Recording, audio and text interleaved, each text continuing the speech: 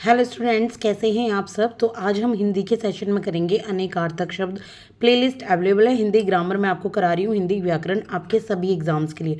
तो अगर आप कोई भी टीचिंग एग्जाम दे रहे हैं जैसे कि CTET, HTET या UGC नेट, जहाँ पर भी आप अगर हिंदी व्याकरण आपकी आती है, या फिर कोई स्टेट PCS एग्ज़ाम है जिसमें मेंस में हिंदी व्याकरण आती है, कोई और भी एग्ज़ाम या प्रीलिम्स में जैसे यूपी PCS हो गए, तो उसमें आप इनका यूज़ कर सकते हैं।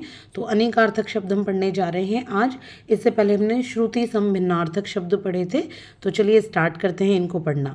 देखिए, सबसे पहले है जो शब्द है वो है अंक। अब अंक के क्या क्या अर्थ होते हैं। देखिए, अंक एक संख्या भी होती है। देखिए, संख्याओं को भी अंक कहते हैं ना। एक अंक है, दूसरा 2 अंक हैं। और गोद को, जैसे माँ की अंक में बैठ गया प्रहलाद, तो इस तरीके से गोद को भी अंक कहते हैं। तो क्या अंक के का अर्थ क्या होता है, संख्या और गोद। इसके बाद है अक्षर।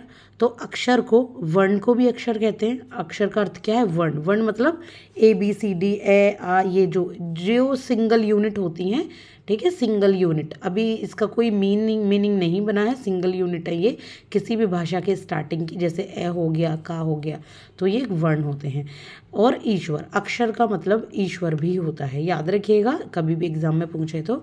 इसके बाद है पानी। तो पानी का जो अर्थ है वो है जल। क्या है, जल, ये सब जानते हो। और पानी का अर्थ प्रतिष्ठा भी है, ठीक है। वो रहीमन पानी राखिए, बिन पानी सब सून, पानी गए न उबरे, मोती मानुष चून। तो वहाँ पे पानी का अर्थ प्रतिष्ठा भी एक जगह दिया गया है ये। और इसके बाद है अचल। तो अचल का अर्थ होता है पर्वत। यहाँ पर्वत में थोड़ा सा ये गड़बड़ है इसकी रामायण। तो पर्वत और स्थिर, ठीक है। अचल का मतलब होता है स्थिर, ये हम सब जानते हैं। और पर्वत भी अचल का मतलब होता है, जो चल नहीं सकता, अचल। इसके बाद है आम। आम एक फल भी होता है। और आम सामान्य चीज़ को भी कहते हैं कि आम भाषा में मैं आपको ये बात बताऊँ, ये कहना बहुत ही आम बात है। इस तरीके से बहुत बातें होती है ना। तो आम का मतलब फल भी होता है और सामान्य भी होता है। इसके बाद है अंबर। तो अंबर का मतलब क्या है, आकाश भी है और वस्त्र भी होता है, ठीक है। ये आता है ना, नीलकंठ अंबर, इस तरीके से शब्द भगवान जी के लिए वस्त्रों के लिए यूज़ होते हैं। तो अंबर वस्त्र को भी और आकाश को भी कहते हैं। अब आप कहोगे मैम इतनी ईजी चीज़ है, आप ऐसे क्यों समझा रहे हो। तो आप समझने पर ही ध्यान दीजिए। कभी कभी क्या होता है, हम डायरेक्टली जब ऐसे ही पढ़ेंगे ना नॉर्मली, तो हमारे दिमाग में नहीं जाएंगे, हम समझ नहीं पाएंगे। लेकिन जब हम इनके बारे में थोड़ा सा डिस्कस करेंगे तो ये चीज़ें हमारे दिमाग में लंबे समय तक रहेंगी, इसलिए मैं आपको इन्हें समझा रही हूँ। इसके बाद है अवस्था। अवस्था आयु को भी कहते हैं। और अवस्था कोई सिचुएशन होती है, कोई दशा होती है, उसको भी अवस्था कहते हैं, ठीक है। इसके बाद है उत्तर। उत्तर किसको कहते हैं, उत्तर एक दिशा भी होती है, उत्तर दिशा, दक्षिण दिशा, ऐसे उत्तर दिशा होती है। और जवाब को भी उत्तर कहते हैं, ये आप सबको पता है।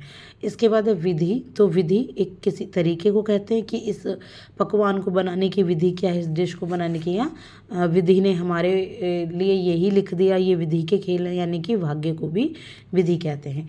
इसके बाद कर हाथ को भी कहते हैं, ठीक है। और टैक्स को भी कहते हैं, ये आप सबको पता होगा।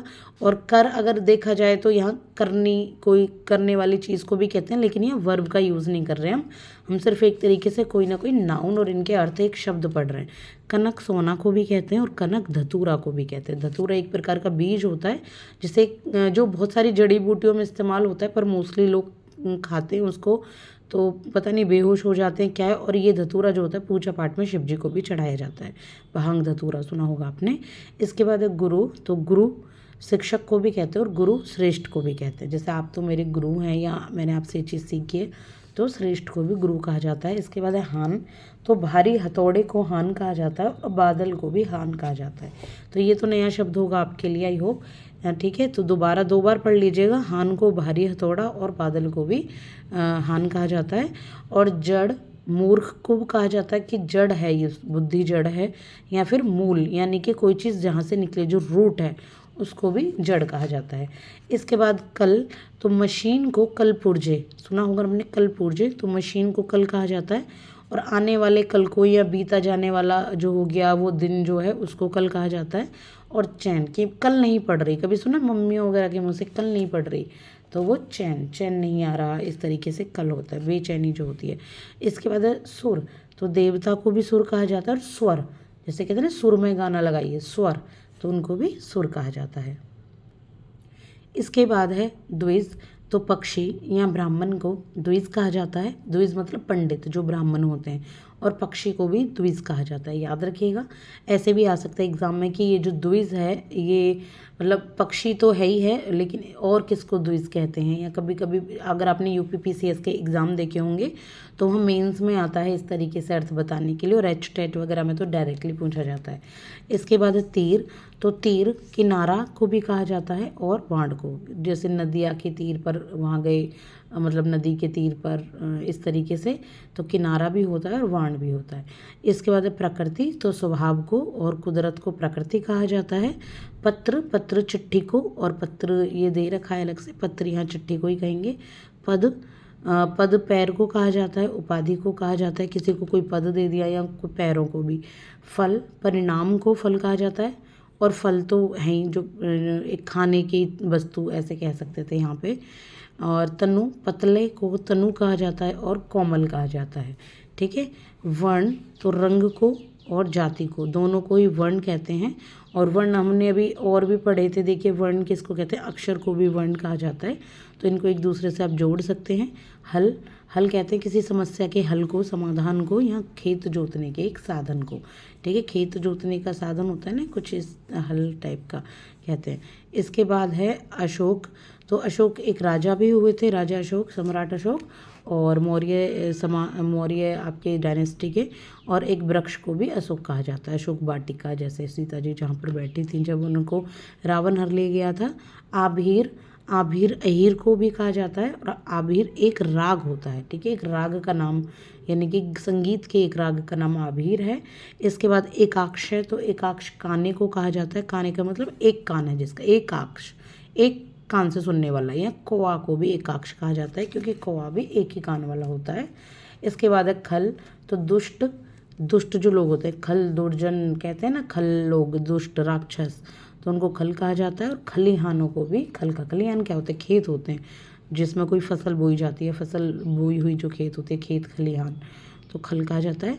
और घट, घट आपके घड़ा को कहा जाता है, और घट या हृदय को भी कहा जाता है। इसके बाद है जलज, तो जलज कमल को कहा जाता है, और जलज यहाँ मछली को भी, जल में रहने वाली मछली को भी जल कहा जाता है। घट मैंने आपको ये वो नहीं किया डिस्क्राइब, तो घट घड़ा तो है ही, ठीक है। घट और हृदय भी होता है, हम मेरे घट में भगवान बसे हैं ऐसे होता है ना, घट घट में भगवान बसे हैं, तो हृदय को। हेम, हेम यहाँ सोने को कहा जाता है, और हेम को यहाँ जल को भी कहा जाता है। तो जल का यहाँ आपको कई पर्यायवाची मिल गए हैं एक तरीके से। तो ये अनेकार्थक शब्द हैं जो एक ही शब्द के बहुत सारे अर्थ होते हैं, ठीक है, जो अलग अलग जगह अकॉर्डिंग टू द सिचुएशन वो यूज़ होते हैं। अगली क्लास में जो हम करेंगे वो हम करेंगे सामान्य अशुद्धियाँ, बहुत ही अच्छे तरीके से, बहुत ही आराम से। देखिए मैं आपको एक बात लास्ट में ज़रूर बताती हूँ, अगर जो भी बच्चे ने ना, सिर्फ एक ही बच्चे ने चाहे लास्ट में ये क्लास देखी हो, एक एस्पिरेंट ने, तो मैं एक बात ज़रूर बताती हूँ। तो वो आज की मेरी बात है कि आप ना कम पढ़िए, लेकिन उसे बार बार रिवाइज़ कीजिए। आप ऐसा मत करो कि आप ज़्यादा पढ़ते जाओ, आगे पढ़ते जाओ, आगे पढ़ते जाओ, और पिछला आप कुछ भी रिवाइज़ नहीं कर रहे हैं, उससे कोई फ़ायदा नहीं है। देखिए अंततः क्या होगा, जब आप एग्ज़ाम देने जाएंगे तो एग्ज़ाम में जब आप बैठेंगे ना, आपको वो ज़्यादा याद नहीं आएगा, आपको वो याद आएगा जो आपके ऑलरेडी माइंड में है। आप ऐसा सोचते रहेंगे हाँ कहीं पढ़ा तो है, कहीं पढ़ा तो है, लेकिन उससे कोई फ़ायदा नहीं होगा उस चीज़ को सोचने में।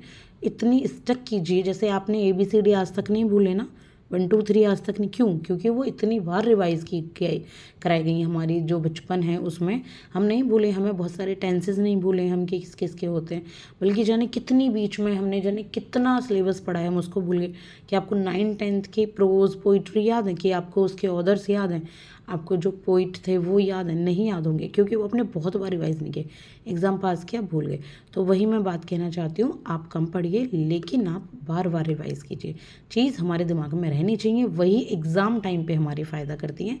ऐसे चाहे पूरे दिन आप 10 बुक पढ़ लो, कोई फ़ायदा नहीं है, थोड़ा पढ़ो, ऐसे रिवाइज़ करो कि आप जब आंख बंद करो ना, बुक आपकी आंखों के सामने छप जाए, तो आपको दोबारा बुक खोलने की फिर कभी ज़रूरत ही नहीं पड़ेगी।